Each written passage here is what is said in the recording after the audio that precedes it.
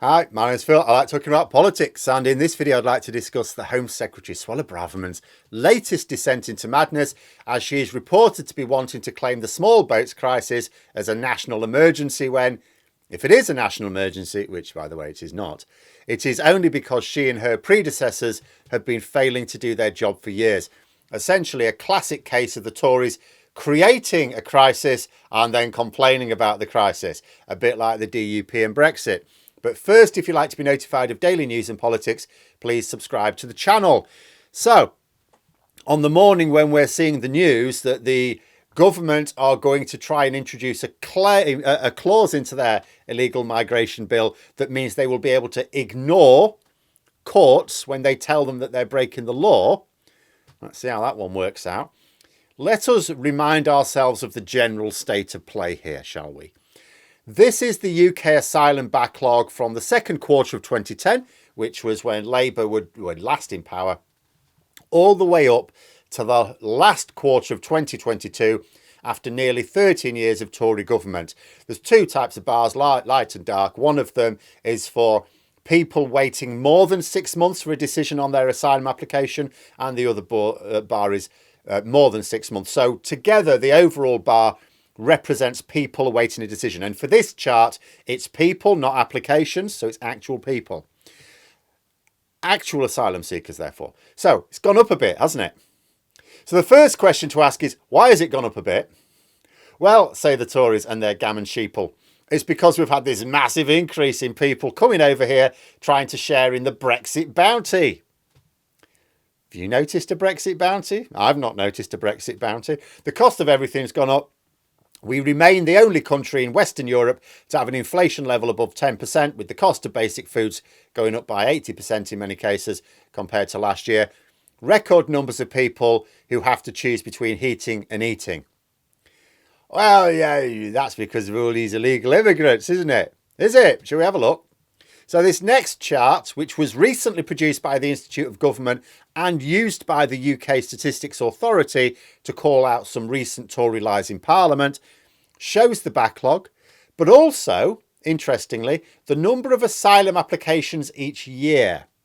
See, the line you can see going across the bars, that is the number of new asylum applications and new asylum seekers each year since 2010.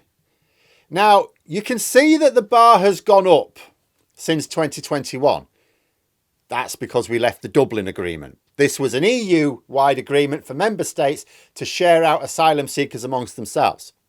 It meant that some people seeking asylum in the UK would actually be sent to other countries around Europe. We chose to leave that. Actually, funny story, I say we chose to leave it, we weren't asked. It was the Tory government, which is now complaining about asylum seekers, which chose to leave it. So I don't remember that in the manifesto. I'd have to check, I suppose, in more detail, but I don't remember them saying, oh yeah, by the way, we're going to leave, when we leave the EU, we'll leave this scheme, which means that some people trying to seek asylum in the UK will actually have to go somewhere else. We're going to leave that and deal with all of our own UK asylum applications. I don't remember them saying that. So now the UK has to deal with all our own claims. They tried to close off all safe routes to the UK, but the thing about people fleeing war and persecution, because they're not really, by and large, economic migrants, they are actually, in the vast majority of cases, and Home Office figures shows this, fleeing war and persecution, is the thing about those sort of people is they already are facing danger. So they will face the open sea on a rubber boat of dubious integrity. But even though our extreme Tory Brexit meant that we surrendered the means to ask other European countries to deal with some of our claims, you can still see that the numbers haven't gone mad in the last few years. They've gone up, and that is because of Brexit. The number of asylum seekers has gone up because of Brexit, by the way, for those who thought that it would do the opposite. But it hasn't gone up exponentially like the number of applications in the backlog. You know, now, what do you conclude if the number of outstanding applications increases almost exponentially, but the number of people applying does not? That the government are simply not processing the claims as they once did. That's really all there is to it. The government have stopped processing claims. If they deal with the applications, then any who fail can be deported. Perfectly legal. You don't have to ignore courts. You don't have to moan about lefty lawyers. You just deport them. As long as you've carried out the process lawfully, as long as you've done it properly, off they go. Because they were not genuine asylum seekers, or, there was reasonable evidence to suggest they were not. And those who are successful can then take up one of the many vacancies we have in this country and contribute to regrowing our economy, as well as paying into the tax system.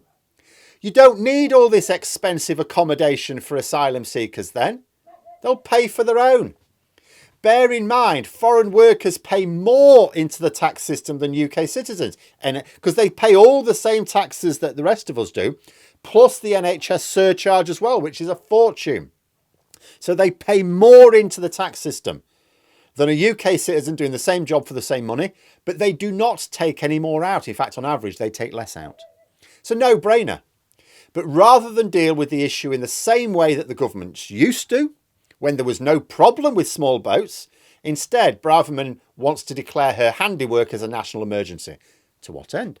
Well, according to a report in the equally batshit insane Telegraph, it is to be able to ignore planning laws in setting up camps to house the increasing number of asylum seekers trapped in the system. Because if we're not processing the claims, then of course the number of asylum seekers that the government needs to spend public money on housing is going to keep increasing. The affected local council, Essex in this case, is challenging the government in court by arguing that it is not a national emergency because the Home Office has been aware of the emerging problem for at least 4 years. And if we look at the graph, that is a reasonable enough counter-argument, isn't it? We can see that the backlog started to increase significantly in 2014, but then remained fairly steady for another 4 years. Then towards the end of 2018, we can see the beginning of the continued increase in the size of the backlog year on year, which is now over 6 times worse than when Labour were last in power. Now, I don't know anything about the law in this particular case, nor have I seen anyone who does discuss the matter yet. But it would seem strange to me to suppose that Bravermen will get away with declaring a national emergency, something which has clearly been caused as a direct result of government policy, and which a different government policy could easily, if not necessarily now quickly, resolve. I had to laugh when the Telegraph then produced a graph showing the increase in channel crossings year by year. See, they present this, they think what they're doing is showing their readers that it's a worsening crisis and that Braverman is absolutely right to consider it an emergency. What they're really doing is showing that a few years ago it wasn't an issue at all. That's what that graph says to me. In 2018, the line is basically along the x-axis. So a few years ago, there were no issues at all. The issue has also not suddenly blown up in that time, but increased year on year. They took no credible or advised action at any point. Everyone knows why it increased year on year, because of the government's policy of not processing claims properly, because of cutbacks. I'm not sure I see Braverman getting away with their court case here. Some may say she won't care, that she's just trying to cause as much trouble as possible, paint a picture of a country in need of the most radical reform so that she can position herself for a tilt at the leadership contest when Sunak eventually steps down and Boris Johnson decides he can't be arsed being leader of the opposition, after the next general election. Ordinarily, I would say if the Tories want to elect a leader more useless than the one who will have lost them the election, be my guest, knock yourself out. But she poisons public debate, and as leader of the opposition, her statements will arguably get more coverage than as Home Secretary, especially in the Tory press.